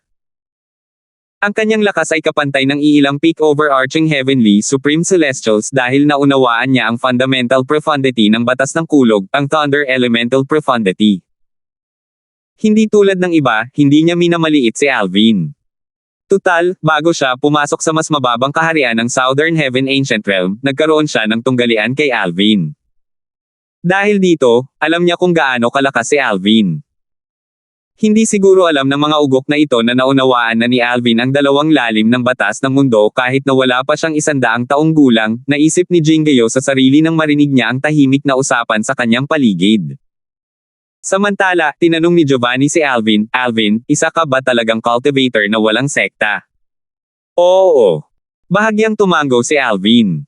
Totoo ngang wala siyang puwersang kinabibilangan sa Devata realm na ito. Isa siyang tunay na cultivator na walang sekta. Kahit ang mga kabilang sa maliliit na puwersa sa mga hangganan ay itinuturing na walang sekta pagdating nila sa gitnang lugar. Napakabihirang makamit ng isang tagapagtanggol na walang sekta ang ganitong kahangahangang mga gawa sa murang edad. Gayunpaman, mula sa araw na ito, hindi ka na isang tagapagtanggol na walang sekta. Isa kang tunay na disipulo ng Simplicity Celestial Sect. Nagduda si Giovanni nang marinig niya ang sagot ni Alvin. Gayunpaman, hindi niya pinag-isipan ang bagay na iyon. Isang tunay na disipulo. Ano ang isang tunay na disipulo? Tanong ni Alvin na may kuryosidad. Ang isang tunay na disipulo ay kung paano natin tinatawag ang mga pinakanatatanging disipulo sa Simplicity Celestial Sect. 10 tunay na disipulo lamang ang maaaring magkaroon sa Simplicity Celestial Sect, anuman ang mangyari. 10 taon na ang nakalilipas, isa sa ating mga tunay na disipulo ang bumagsak. Simula noon, kulang na tayo ng isang tunay na disipulo. Ngayong sumali ka na sa ating sekta, nagpa siya ang ating pinuno ng sekta na gawin kang isang tunay na disipulo, paliwanag ni Giovanni. May pagkakaiba ba ang mga tunay na disipulo ng Simplicity Celestial Sect at ang mga pangunahing disipulo ng Copland Celestial Sect? Tanong ni Alvin. Siyempre, may pagkakaiba. 10 tunay na disipulo lang ang nasa Simplicity Celestial Sect habang mayroong hindi bababa sa 100 pangunahing disipulo sa Copland Celestial Sect, sagot ni Giovanni. Nang marinig ang mga salita ni Giovanni, naramdaman ni Alvin na si Mingfeng, ang pinuno ng ikatlong sekta ng Copland Celestial Sect, ay napakakuripot. Nangako si Mingfeng na siya ay magiging isang pangunahing disipulo ng Copland Celestial Sect kung sasali siya sa sekta. Gayunpaman, mayroong hindi bababa sa 100 pangunahing disipulo sa Copland Celestial Sect. Paano naging espesyal iyon? Dahil 10 tunay na disipulo lang ang nasa Simplicity Celestial Sect, tiyak na mayroon silang mga espesyal na pribilehiyo, tama ba? Tanong ni Alvin. Siyempre naman. Tumango si Giovanni. Ang mga tunay na disipulo ng Simplicity Celestial Sect ay bibigyan ng access sa lahat ng King-grade celestial methods at divine abilities sa sekta. Mayroon ding iba pang mga pribilehiyo. Malalaman mo ang tungkol sa mga ito pagdating natin sa sekta. Patuloy na nagtanong si Alvin, kung gayon, ano ang ibig mong sabihin na tinatrato ka na parang personal na disipulo ng pinuno ng sekta kanina? Ang pagiging isang tunay na disipulo ay halos kapareho ng pagiging personal na disipulo ng pinuno ng sekta. Hindi ko inaasahan na magiging tunay kang disipulo ng aming sekta kanina. Ipinaalam lamang sa akin ng pinuno ng sekta ang kanyang desisyon matapos mong piliing sumama sa amin, paliwanag ni Giovanni. Ang bawat isa sa 81 Devata realms ay may sagradong lugar na tinatawag na Heavenly Emperor Palace. Dito nagsasaka ang mga Heavenly Emperor ng Devata realms. Bukod doon, ang mga Heavenly Emperor Palace ay kumakatawan din sa mga kapangyarihan at autoridad ng mga Heavenly Emperor. Noong nakaraan, ang emperador ng langit ng nag-iisang mapanirang langit, si Bert Ing, ay napilitang tumakas patungo sa isa sa 7 pinakamapanganib na lugar sa Devata Realm, ang Azrael. Pagkatapos nito, isang labanan sa pagitan ng ilang may titulong emperador ng langit ang sumiklab habang nag-aagawan sila para sa trono. Sa huli, isang Inverse Center Celestial Emperor ang matagumpay na naging bagong emperador ng langit ng nag-iisang mapanirang langit. Swoosh! Isang bugzo ng hangin ang bumalot nang biglang lumitaw ang isang figure mula sa manipis na hangin sa kalangitan sa gabi sa itaas ng Heavenly Emperor Palace ng Solitary Destructive Heaven. Nicodemus. Isang boses ang umalangaw-ngaw sa buong Heavenly Emperor Palace ng Solitary Destructive Heaven pagkakita ng figure. Nagulat ang mga tao sa palasyo ng emperador ng langit nang marinig nila ang pangalang Nicodemus, na umalangaw-ngaw sa palasyo. Sino ang may lakas ng loob na gamitin ang pangalan ng Inverse Center Celestial Emperor ng Solitary Destructive Heaven? Iyon nga ba ang pangalan ng emperador ng langit? Sino yan? Paano niya nagawang tawagin ang pangalan ng ating emperador sa langit? Rebelde ba siya? Sa sandaling ito, isang matangkad at maskuladong lalaki ang lumipad sa ere at hinarap ang nanghihimasok. Sino yan? Ang lakas ng loob mong tawagin ang pangalan ng ating emperador sa langit. Ako ito. Isang gwapong binata na may katamtamang pangangatawan na nakasuot ng puting roba ang tumingin sa matangkad at maskuladong lalaki. Ikaw. Nanlaki ang mga mata ng matangkad at maskuladong lalaking may balbas nang makita ang binata na nakasuot ng puting damit. Kamahalin. Agad na namula ang kanyang mga mata bago tumulo ang kanyang mga luha. Para siyang naging isang umiiyak na batang babae sa isang kisap mata. Ang malaking lalaking ito. Walang magawang umiling ang binata na nakaputi. Pagkatapos, nang aasar niyang sinabi, hindi mo ba pinaglilingkuran si Nicodemus ngayon? Ipagtatanggol mo sana si Nicodemus kanina, di ba? Kamahalan, tigilan mo na ang pang-aasar mo sa akin. Hindi ako umalis dahil ang iyong soul pearl ay nagpapahiwatig na buhay ka pa.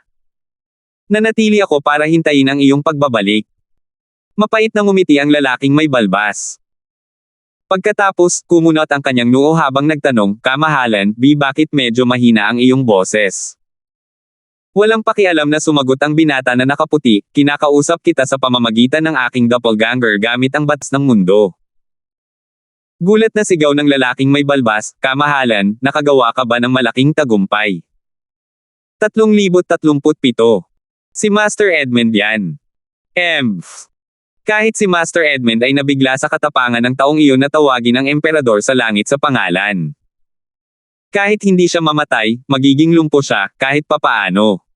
Hindi kailangan.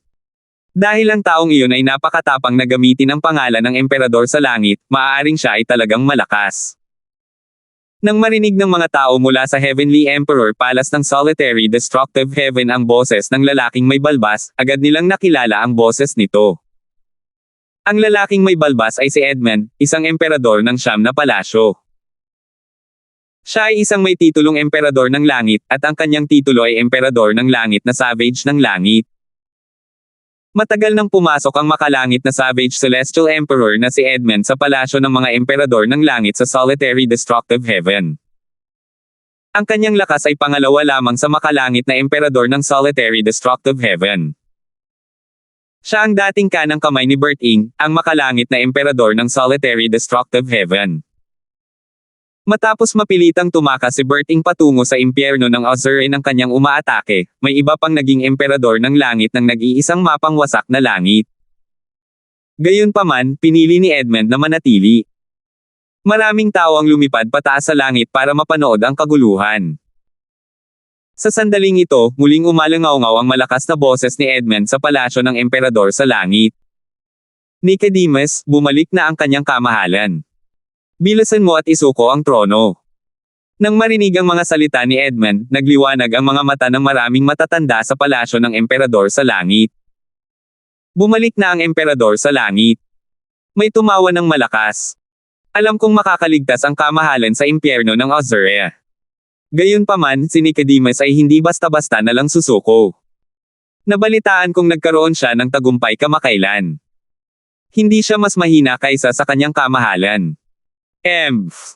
Sa tingin mo ba talaga ay mananatiling pareho ang lakas ng kamahalan pagkatapos niyang bumalik mula sa impyerno ng Azure? Tayo na. Tere na at batiin natin ang kanyang kamahalan.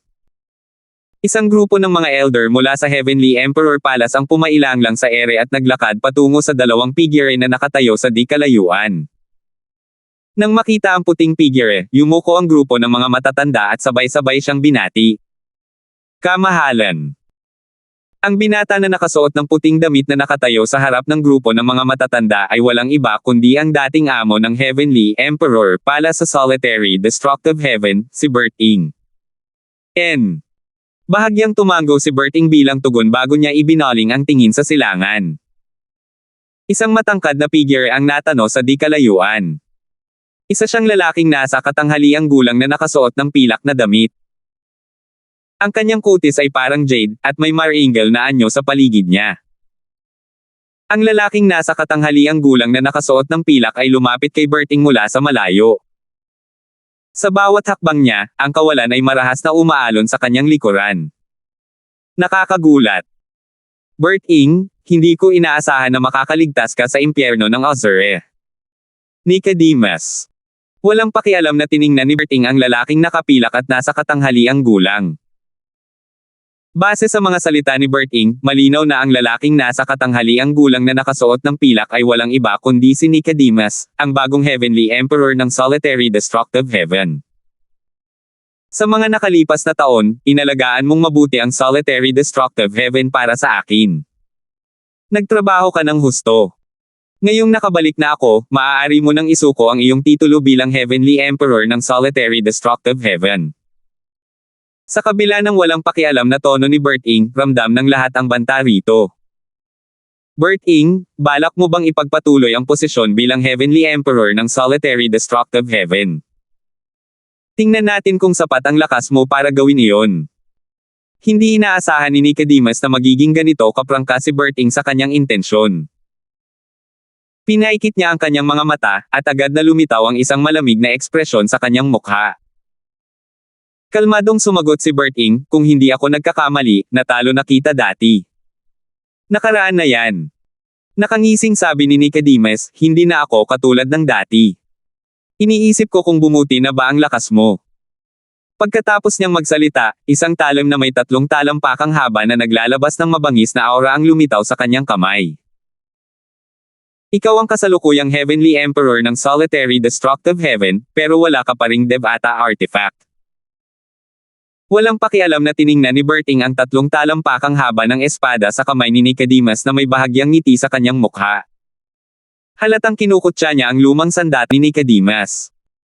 Ngumisi si Nicodemus habang sinasabing, Berting, huwag mo akong takutin. Huwag mong isipin na hindi ko alam na ang kaluluwa ng iyong Devata artifact, ang Solitary Destructive Flaming Heavenly Sword, ay nawasak noong pag-ataking iyon.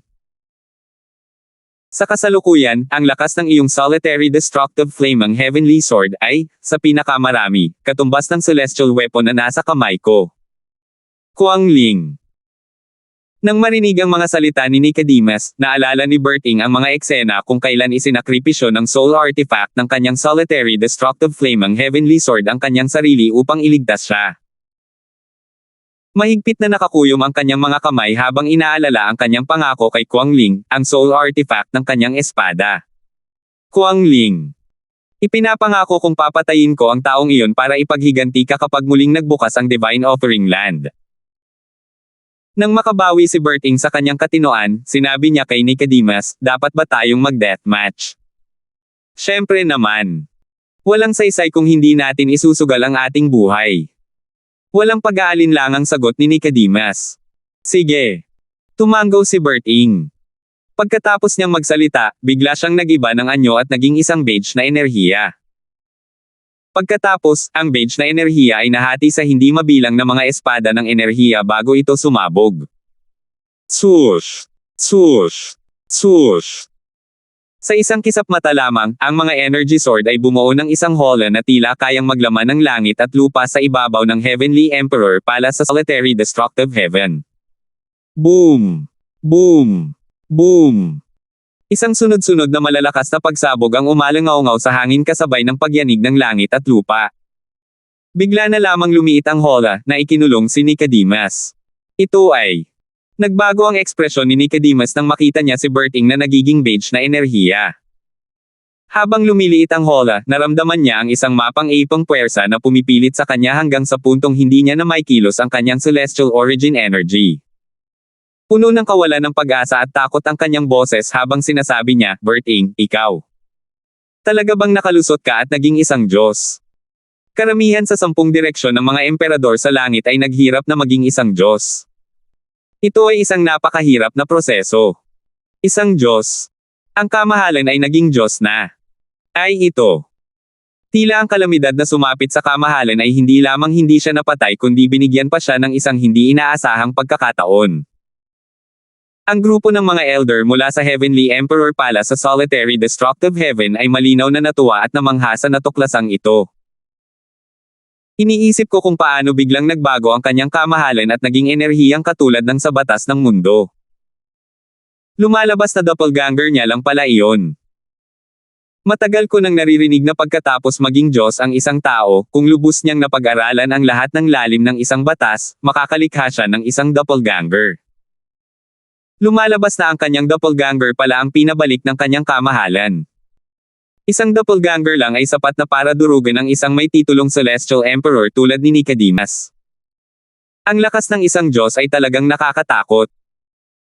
Samantala, humigpit ang kapit ni Nicodemus sa kawalan ng pag-asa nang maramdaman niyang tuluyan nang napigilan ang kanyang celestial origin energy. Bukod doon, hindi na rin niya kayang gamitin ang mga lalim na kanyang natutunan. Habang lumiliit ang hola, alam niyang nalalapit na ang kanyang kamatayan. Dali-dali siyang sumigaw, "Berting! Ay! Ibibigay ko sa iyo ang posisyon ng Heavenly Emperor. Ayoko nang maging Heavenly Emperor. Dahil isa ka ng Diyos, hindi mo na kailangang makipaglaban sa isang simpleng Celestial Emperor na katulad ko, hindi ba?" Lubog na lunod sa takot si Nicodemus sa sandaling ito. Bagamat malakas si Berting noon, kaya pa rin niyang labanan si Berting gamit ang kasalukuyan niyang lakas. Gayunpaman, ngayong nakalusot na si Berting at naging isang Diyos, magkaiba na ang kanilang antas. Bagamat malaki na ang itinaas ng kanyang lakas, paano niya kayang tapatan ang isang Diyos? Wala man lang siyang lakas para ipagtanggol ang sarili sa sandaling ito. Hindi ba tuwang-tuwa ka sa pagkakaroon ng deathmatch? Tila nagmumula sa lahat ng direksyon ang boses ni Berting nang magsalita siya. Kasabay nito, ang hola ay lumiit ng mas mabilis pa. Nanlaki ang mga mata ni Nicodemus sa takot. Sa sandaling ito, hindi lamang ang kanyang celestial origin energy ang napigilan, kundi pati ang kanyang katawan ay hindi na makagalaw. Ang pinaka-nakakatakot na bagay ay ang mga haligi ng hola na naglalabas ng mga aura ng kalaliman mula sa batas ng mundo. Ang mga aura pa lamang ay parang hinihingal na siya. Dali-daling sinabi ni Nicodemus, "Berting, hanggat hindi mo ako papatayin, isinusumpa kong paglilingkuran kita ng 1,000. Hindi, ng 10,000 taon." Habang patuloy na lumiliit ang hola, naramdaman niya ang kakaibang enerhiyang dumadaloy sa kanyang katawan. Kasabay nito, naramdaman niya ang paghina ng kanyang sigla. Natarante siya at nagsimulang magmakaawa. "Hindi, salamat." Maikli at maikling sagot ni Berting. "Hindi." Nanlaki ang mga mata ni Nicodemus sa takot habang nagpakawala siya ng isang malungkot na panaghoy. Ito na ang huling salita niya sa mundong ito. Pak! Isang mahinang tunog ang umalangaw-ngaw sa hangin nang sumabog si Nicodemus at naging ulap ng dugo nang palapitin siya ng hola. Dahil dito, namatay si Nicodemus, isang emperador sa langit. Pagkamatay ni Nicodemus, ang hola ay natunaw muli sa enerhiyang beige bago ito nagpalit bilang Berting. Iniwas ni Berting ang tingin sa lahat ng naroon habang sinasabi, "Bago ko siya nilabanan, tinatakan ko na ang tunog sa lugar na iyon. Ayokong may makaalam ng tungkol sa aking tagumpay. Kung sakaling malaman kong may maglabas ng impormasyong ito." Natigilan siya sa pagsasalita. Bagamat hindi natapos ni Berting ang kanyang sasabihin, alam na ng iba ang ibig niyang sabihin nang makita nilang kumikislap sa kanyang mga mata ang kanyang intensyong pumatay. 3038. Nang maramdaman ang balak pumatay ni Berting, isa sa mga elder sa Heavenly Emperor Palace ng Solitary Destructive Heaven ang nagsabi, "Kamahalan, tiyak na itatago namin ito sa aming mga sarili." Sinundan ng iba ang pangunguna ng matanda at Yumoko bago nanumpa na ililihim ang bagay na ito. Lahat sila ay nakaramdam ng kilabot nang maalala ang mga naunang eksena. Ang doppelganger ng kanilang Heavenly Emperor ay sapat na para patayin si Nicodemus, ang Inverse Center Celestial Emperor, na isang 10-direction Celestial Emperor. Dapat tandaan na si Nicodemus ay isa sa pinakamalakas na 10-direction Celestial Emperor sa Solitary Destructive Heaven. Bukod doon, medyo nalito rin sila. Hindi ba ang batas ng pagkawasak ang batas na pinakabihasa ni Berting? Bakit ginamit ni Berting ang batas ng mundo para lumikha ng doppelganger? Hindi nagtagal at kumalat ang balita tungkol sa pagbabalik ni Berting at ang labanan sa ibabaw ng Heavenly Emperor pala sa Solitary Destructive Heaven. Si Berting, ang dating Heavenly Emperor ng Solitary Destructive Heaven, ang Flaming Heaven Celestial Emperor, ay bumalik mula sa Azure Hell, isa sa 7 pinakamalalang lugar sa Devata Realms. Napatay niya ang Inverse Center Celestial Emperor na si Nicodemus, at nabawi ang posisyon ng Heavenly Emperor ng Solitary Destructive Realm. Ang balitang ito, natural lang, ay nagdulot ng malaking kaguluhan sa mga Celestial Lord at Celestial Emperor sa Solitary Destructive Heaven. Malaki ang ibinangon ng lakas ni Emperador Berting sa langit matapos ang kanyang makapangyarihang pagbabalik mula sa impyerno ng Azure. Tila isang biyaya na nakatago ang mapilitang mapunta sa impyerno ng Azure. Kung hindi magiging madali para sa kanya na patayin si Nicodemus. Tama iyan. Ang matandang Nicodemus ay maaaring mas mahina kaysa sa Emperador ng Langit na si Berting, ngunit sa paglipas ng mga taon, ang kanyang lakas ay lumago ng maihahambing sa lakas ni Emperador ng Langit na si Berting noon. Kahit na may malaking pagbuti sa kanyang lakas, napatay pa rin siya ni Emperador ng Langit na si Berting. Kahit na nawala na ang kanyang soul artifact, makikita kung gaano siya kalakas. Sa kasalukuyang lakas ni Heavenly Emperor Berting, malamang ay nasa top 10 siya sa 81 Heavenly Emperors ng Devata Realms. Maraming tao ang naniniwala na ang lakas ni Berting ay sapat na ngayon para mapabilang siya sa top 10 sa lahat ng mga Heavenly Emperor. Dati, si Berting ay nasa ika-18 pwesto lamang sa listahan. Bukod dito, kadalasan ay dahil ito sa Devata artifact na taglay niya. Kung wala ito, malamang ay mas mababa pa ang ranggo niya. Ang Devata artifact na taglay ni Berting ay kilalang-kilala bilang ang pinakamahusay na Divine Sword sa Devata Realms. Noon, natalo lamang niya ang dating Heavenly Emperor ng Solitary Destructive Heaven dahil sa Solitary Destructive Flaming Heavenly Sword. Hindi nakuha ni Berting ang kanyang titulo mula sa Templo ng Titulo. Ayon sa tuntunin ng Templo ng Titulo, may isa pang paraan upang makakuha ng titulo. Kapag natalo o napatay ng isang tao ang isang emperador sa langit ng isang kaharian ng Devata, bibigyan siya ng templo ng titulo. Ganito nakuha ni Berting ang kanyang titulo. Ang titulo ni Berting, ang Flaming Heaven Celestial Emperor, ay hinango mula sa kanyang Devata artifact, ang Solitary Destructive Flaming Heavenly Sword. Dahil hindi alam ng mga tao sa Solitary Destructive Heaven na Berting ay naging isang Diyos, inilagay na lang nila siya sa top 10. Sa 81 na Emperador ng Langit, bukod kay Berting, isa lamang ang naging Diyos. Natural lang na siya ang nasa unang pwesto. Ang mga Emperador ng Langit na nasa pangalawa at pangatlong pwesto ay mga Diyos lamang na malapit sa kanila.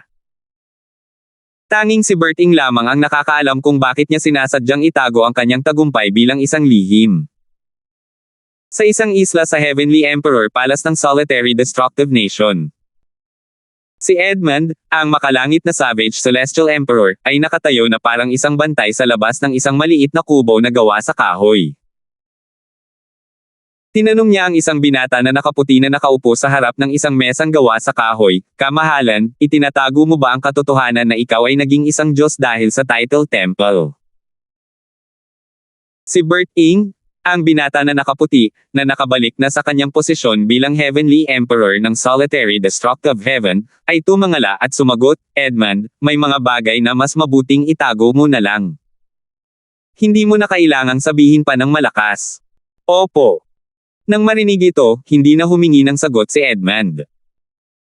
Maya-maya, binago niya ang usapan at nagtanong, "Kamahalan, paano kayo nakatakas sa impyerno ng Azure?" Hindi lamang isa ang impyerno ng Osiris sa 7 pinakamapaminsalang lugar sa Devata Realms, kundi isa rin ito sa mga mas nakamamatay na lugar sa 7 pinakamapaminsalang lugar. May mga bali-balita na tanging ang 3 pinakamalakas na emperador sa langit sa Devata Realms ang may kakayahang makaligtas sa impyerno ng Osiris. Hindi pa talaga ako nakalabas sa impyerno ng Osiris, mahinahong sagot ni Bert Ing, nakakulong pa rin ang pisikal kong katawan doon. Ang nakikita mo ay isang doppelganger na nilikha ko mula sa batas ng mundo. Gayunpaman, napakaswerte ko talaga. Kung hindi, matagal na sana akong namatay sa impyerno ng Osiris.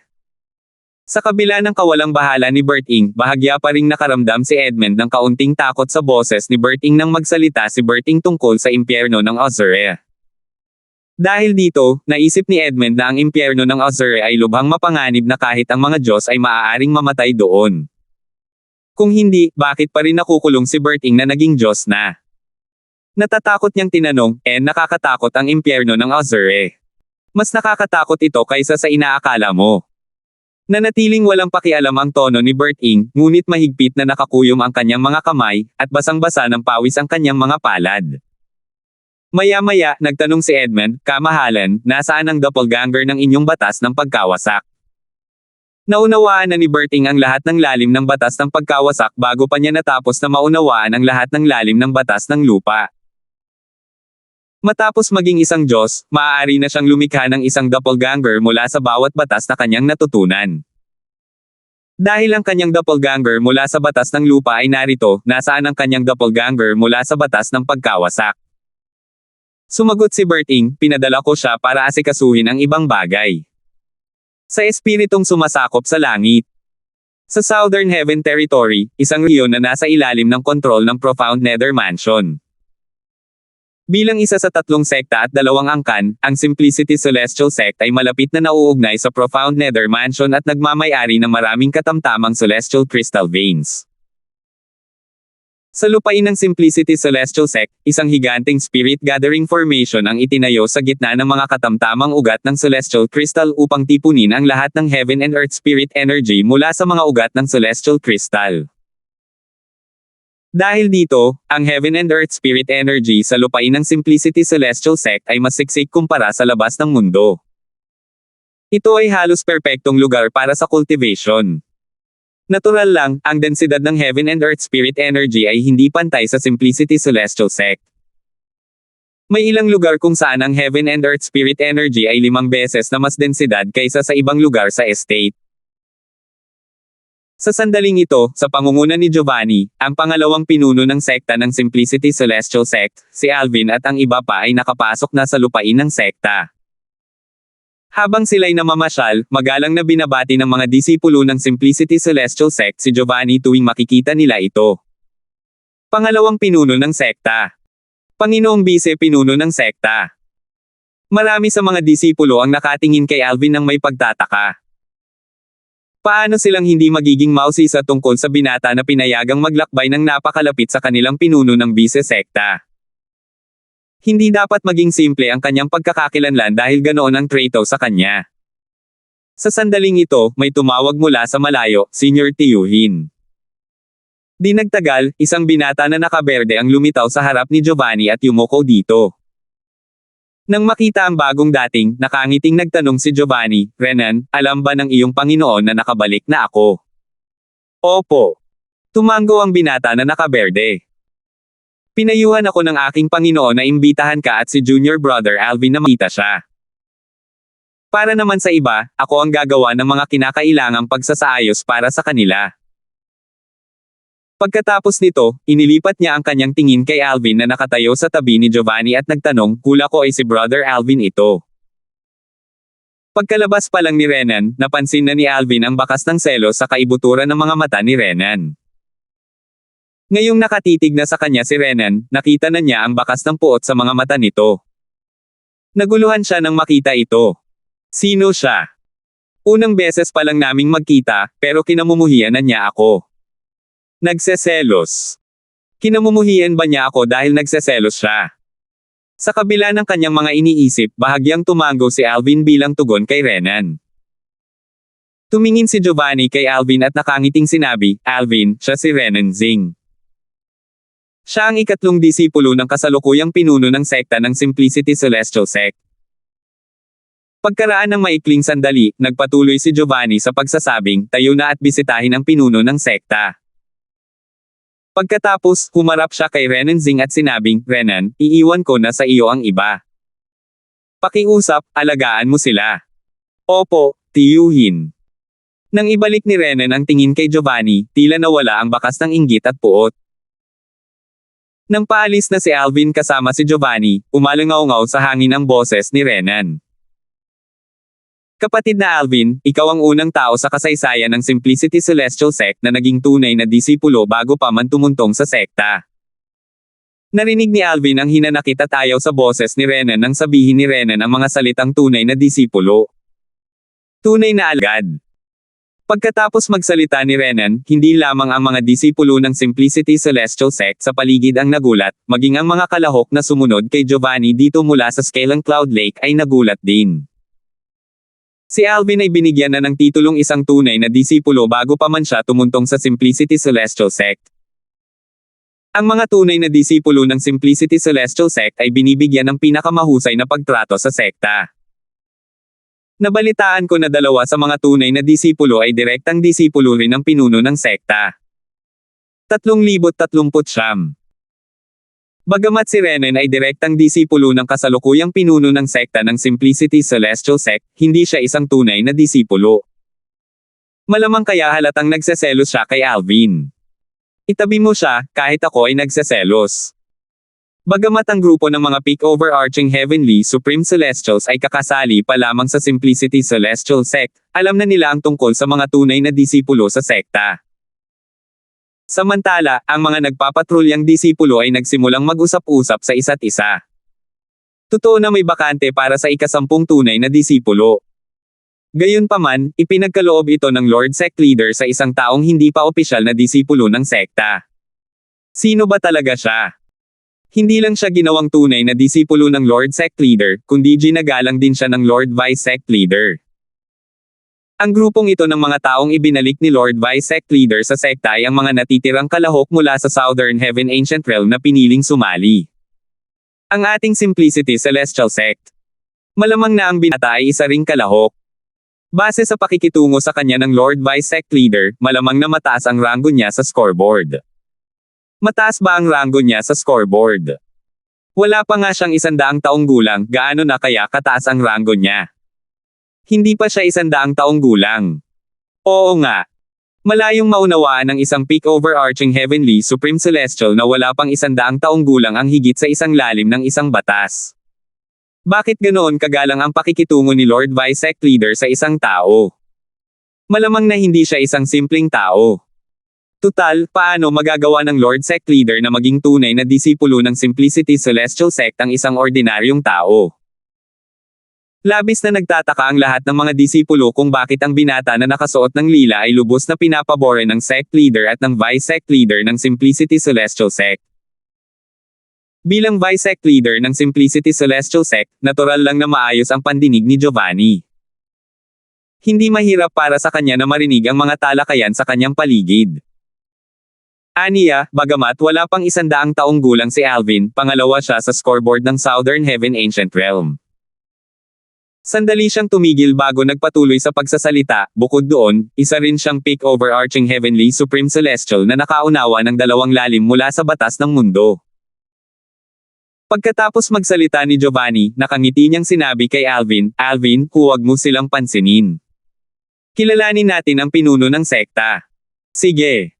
Tumanggaw si Alvin. Tiningnan niya si Renan sa huling pagkakataon bago ito tumalikod. Sa wakas ay natuklasan niya kung bakit naiinggit at kinamumuhian siya ni Renan. Tutal, siya, isang baguhan, ay ginawang isang tunay na disipulo habang si Renan, ang direktang disipulo ng pinuno ng sekta, ay hindi isang tunay na disipulo. Bilang direktang disipulo ng pinuno ng sekta ng Simplicity Celestial Sect, malamang na matagal nang inaasam ni Renan na maging ika-10 tunay na disipulo ng sekta. Natural lamang na magalit siya matapos ibigay sa akin ang pwesto. Nang wala na sila sa abot ng kanilang pandinig, kinumpirma ni Giovanni ang haka-haka ni Alvin. Kung hindi dahil sa iyo, malamang na si Renan ang magiging ika-10 tunay na disipulo ng ating sekta. Bukod kina Renan at Jingayo na nakakaalam ng tunay na lakas ni Alvin, ang mga disipulo ng Simplicity Celestial Sect ay nagulat sa mga sinabi ni Giovanni bago ito umalis. Isang peak overarching heavenly supreme celestial na wala pang 100 taong gulang ang nakakaintindi ng dalawang lalim mula sa batas ng mundo. Paano yun nangyari? Maaaring dahil lang sa swerte kung pumangalawa lang siya sa scoreboard. Gayunpaman, malinaw na pambihira siya batay sa katotohanang nagawa niyang maunawaan ang dalawang lalim ng batas ng mundo sa kanyang edad. Siya ay higit pa sa pambihira. Kahit ang pinakamatalentadong tao sa kasaysayan ng Simplicity Celestial Sect ay hindi kayang gawin ang ganoong kahangahangang gawa. Hindi ko inaasahan na ang binata na nakasuot ng lila ay magiging isang napakalaking talento. Dahil dito, hindi nakakapagtaka na binigyan siya ng ganitong pagtrato. Hindi nakakapagtaka na ginawa siyang tunay na disipulo ng Lord Sect Leader. Isa siyang walang kapantay na henyo. Maging ang ilan sa makalahok ng Southern Heaven Ancient Realm na pumiling sumali sa Simplicity Celestial Sect ay nagulat dahil hindi nila alam ang tungkol sa lakas ni Alvin. May ilan na medyo nagdududa sa mga sinabi ni Giovanni. Talaga bang naunawaan ni Alvin ang dalawang lalim ng batas ng mundo? Siyempre naman. Bago pa man magbukas ang Southern Heaven Ancient Realm, nasaksihan ko ang laban ni Alvin kay Jingayo, ang pangalawang prinsipe ng Southern Chi Nation. Talagang natalo si Jingayo. Sabi ng isang nasa katanghaliang gulang na overarching heavenly supreme celestial habang nakatingin kay Jingayo na nakatayo malapit dito, nandito rin si Jingayo. Kung hindi ka naniniwala, maaari mo siyang tanungin. Agad na napunta ang mga mata ng lahat kay Jingayo. Tumanggaw si Jingayo. Totoo. Tunay ngang naunawaan ni Alvin ang dalawang lalim. Bukod sa batas ng fundamental na kalaliman ng mundo, ang Earth Elemental DPT, naunawaan din niya ang isang depensibong kalaliman. Ginamit ko ang lahat ng aking lakas noong panahong iyon ngunit nabigo pa rin akong malampasan ang kanyang depensa. Bilang ang mahuhusay na pangalawang prinsipe ng Southern Chi Nation, si Jingayo ay medyo sikat sa mga disipulong naruroon. Alam din nila ang tungkol sa kanyang lakas. Sa kanyang kumpirmasyon, hindi na nila pinagdudahan ang lakas ni Alvin. Tiningnan ni Renan ang likod ni na Alvin at Giovanni hanggang sa mawala sila sa kanyang paningin. Pagkatapos, huminga siya ng malalim at pinigilan ang kanyang sama ng loob bago niya sinabi, "Lahat kayo, sumama kayo sa akin. Isasama ko kayo para makumplito ang kinakailangang proseso para opisyal na sumali sa sekta bago kayo dalhin sa inyong tuluyan." Habang inilalayo ni Renan ang mga bagong dating, kumislap ang kanyang mga mata na may hanggaring pumatay. Isa lamang siyang simpleng tugatog ng overarching heavenly supreme celestial. Walang maghahinala sa akin kahit na ma-accident siya. Hinatulan na niya si Alvin ng kamatayan sa kanyang puso dahil inagaw ni Alvin ang kanyang pagkakataong maging isang tunay na disipulo. Bago pa man lumitaw si Alvin, bagamat hindi ito 100% garantisado, siya pa rin ang malamang na maging ika-10 tunay na disipulo ng Simplicity Celestial Sect. Ang pagpapakita ni Alvin ay ganap na sumire sa kanyang pagkakataong maging isang tunay na disipulo. Ang lugar ng paglilinang ng pinuno ng sect ng Simplicity Celestial Sect ay, natural, isa sa mga lugar na may pinakamahusay na kapaligiran sa paglilinang sa Simplicity Celestial Sect. Ito ay 5 beses na mas mahusay kaysa sa lugar kung nasaan si Alvin. Ang lugar ng paglilinang ng pinuno ng sekta ng Simplicity Celestial Sect ay matatagpuan sa isang maliit na lambak na may malalagang luntiang mga puno. Ang huni ng mga ibon ay umalangaw-ngaw sa hangin habang ang amoy ng mga namumulaklak na bulaklak ay kumakalat sa lugar. Nang makarating sila sa harap ng isang kubo na gawa sa kahoy sa gitna ng lambak, bahagyang yumuko si Giovanni at sumigaw, "Pinuno ng sekta. Senior Brother Zhang, maraming beses ko nang sinabi na hindi mo na kailangang maging magalang sa akin. Tawagin mo na lang ako sa pangalan ko gaya ng dati. Kung tutuusin, kung hindi dahil sa iyo, matagal na sana akong namatay, lalo na't naging pinuno ako ng sekta." Di nagtagal, nakita ni Alvin ang isang balingkinitang figure sa itaas ng kabong kahoy. Ito ay isang lalaking nasa katanghaliang gulang na nakasuot ng lumang damit. Karaniwan lang ang kanyang anyo, ngunit matalas at maliwanag ang kanyang mga mata. Kaya siya ang pinuno ng sekta ng Simplicity Celestial Sect. Hindi natin maaaring basta-basta iwasan ang formalidad, sabi ni Giovanni habang nakatingin sa lalaking nasa katanghaliang gulang. Napangiti na lamang ang lalaking nasa katanghaliang gulang. Pagkatapos, lumingon siya kay Alvin na nakatayo sa tabi ni Giovanni at nakangiting sinabi, "Ikaw ba si Alvin?" "Ako si Lucas Son, ang kasalukuyang pinuno ng sekta ng Simplicity Celestial Sect." Ang kanyang nakangiting mukha ay mukhang mabait at mabait nang kausapin niya si Alvin. Agad na binati ni Alvin si Lucas. "Pinuno ng sekta.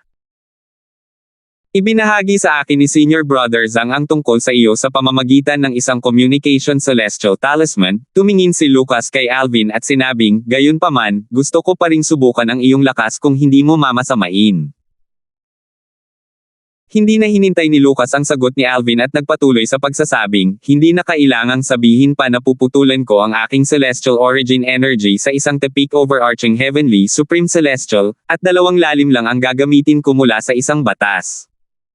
Siyempre, wala akong pakialam. Hindi nagulat si Alvin sa kahilingan ni Lucas. Tutal, nangako naman sa kanya ang Simplicity Celestial Sect ng magagandang bagay. Normal lang na gusto nilang patunayan ang kanyang lakas. Magaling. Lumiwanag ang mga mata ni Lucas. Pagkatapos, lumipad siya sa kalangitan na kasing bilis ng isang langgay-langgay. Sa isang kisap mata lamang, mahigit 1,000 metro na ang taas niya sa ibabaw ng lupa. Gumalaw at lumipad din pataas si Alvin. Kasabay nito, tinawag niya ang Chaos Divine Earth. Chaos Divine Earth, ang sect leader ng Simplicity Celestial Sect ay hindi isang ordinaryong tao. Kapag ipinagtatanggol mo ako mula sa kanyang mga pag-atake, subukang tularan ang batas ng lalim ng depensa ng mundo. Sige, maliit na bagay lang yan. Umalangaw-ngaw sa isip ni Alvin ang parang batang boses ng Chaos Divine Earth. Malinaw na hindi siya nag-aalala na matuklasan ni Lucas ang kanyang pag-iral. "Nabalitaan kong ang lakas mo ay nasa lalim ng depensa mula sa batas ng mundo. Aatake ako gamit ang aking celestial origin energy na napigilan hanggang sa antas ng isang peak overarching heaven supreme celestial at 2 lalim mula sa batas ng metal. Bukod doon, gagamit din ako ng ilang Duke-grade celestial methods at divine abilities." Sabi ni Lucas habang nakatayo sa tapat ni Alvin. Itinaas niya ang kanyang kamay, at isang kakaibang espada ang agad na lumitaw sa kanyang kamay. Ang espada ay mahigit 4 na talampakan ang haba, at ang matalas nitong talim ay kumikinang ng malakas sa liwanag. Nagtanong si Lucas, "Ito ay isang king-grade celestial na inalagaan ng isang celestial lord. Dahil ikaw ay nasa pangalawang ranggo sa Southern Heaven Ancient Realm, sigurado akong nakakuha ka rin ng isang king-grade celestial weapon na inalagaan ng isang celestial lord, tama ba?" "Salamat po at sinamahan ninyo ako, ingat lagi mga master."